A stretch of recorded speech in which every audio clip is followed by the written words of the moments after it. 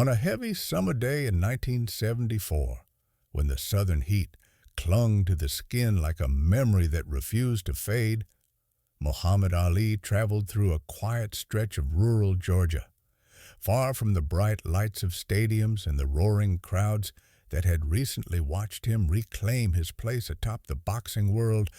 And although he was once again the heavyweight champion of the world, the title felt distant in this landscape where progress seemed to have taken a wrong turn and never come back, because this was a place where the Civil Rights Act existed on paper, but not always in practice, where the past sat comfortably beside the present unchallenged and unquestioned, and Ali, sitting in the car beside men who had shared his struggles and triumphs, stared out at the passing scenery with a thoughtful silence that came not from exhaustion, but from awareness, an awareness sharpened by a lifetime of confronting injustice. And when the car slowed near a small roadside diner, battered by time and neglect, Ali's eyes fixed on a sign hanging in the front window, its message crude, direct, and unmistakable. And in that instant, the air inside the car changed, because signs like that were not just words. They were weapons, reminders that no matter how high a man climbed, there were places still determined to push him down. And while his companions urged him to keep driving, reminding him that danger often lived in such confrontations, Ali felt something stronger than caution rise within him, a quiet resolve shaped by faith, experience, and a refusal to accept silence as a solution. And before anyone could argue further, he stepped out of the car and walked toward the diner, his footsteps steady, deliberate, carrying with them the weight of his childhood in Louisville, the sting of segregation, the lessons of discipline learned in boxing gyms and mosques, and the responsibility that came with being seen not just as a man, but as a symbol. And when the bell above the diner door rang and conversation stopped abruptly, the room filled with a tension that seemed to vibrate through the floor, because every person inside understood instinctively that something significant had just entered with him. And behind the counter stood the diner's owner, a man molded by generations of inherited belief rather than self-examination, whose family had passed down not only the business, but the idea that separation was natural, necessary, and righteous. And though recognition flickered briefly across his face, it was quickly replaced by defensiveness, because recognition without reflection often hardens into fear. And when he spoke, his words carried the weight of habit, not thought,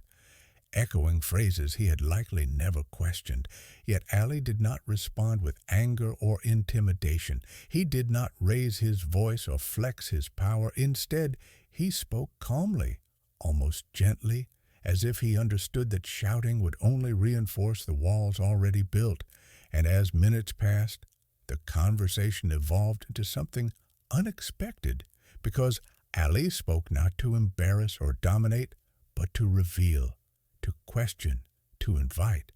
And he spoke of laws as moral commitments rather than threats, of faith as a bridge rather than a barrier, of humanity as something larger than skin.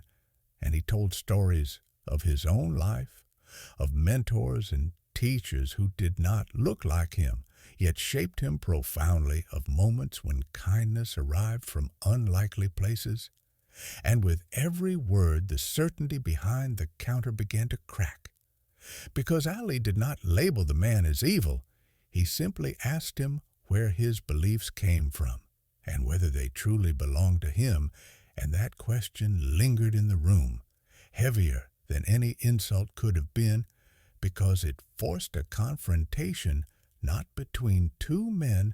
but between a man and himself. And when Ali placed money on the counter and offered to share a meal with everyone present, not as charity but as equality,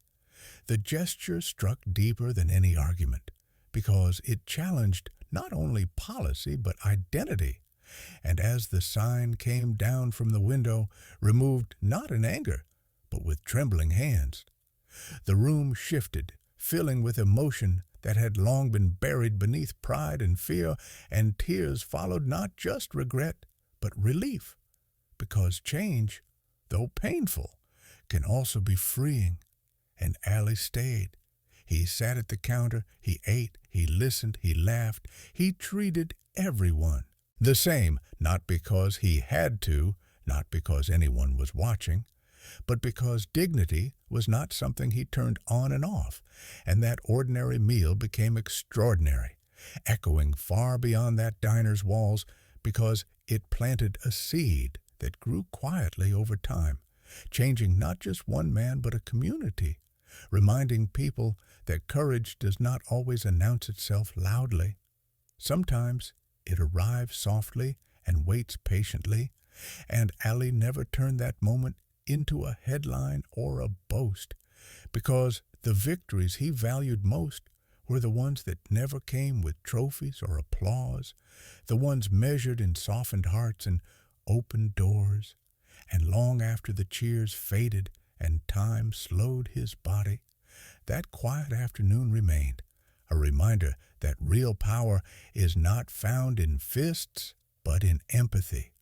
not in dominance, but in dignity,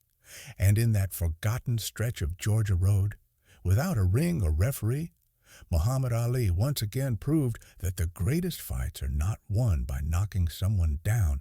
but by lifting someone up, by choosing conversation over conflict, and by believing, even when it is difficult, that people can change when someone brave enough dares to walk through the door and speak the truth with compassion.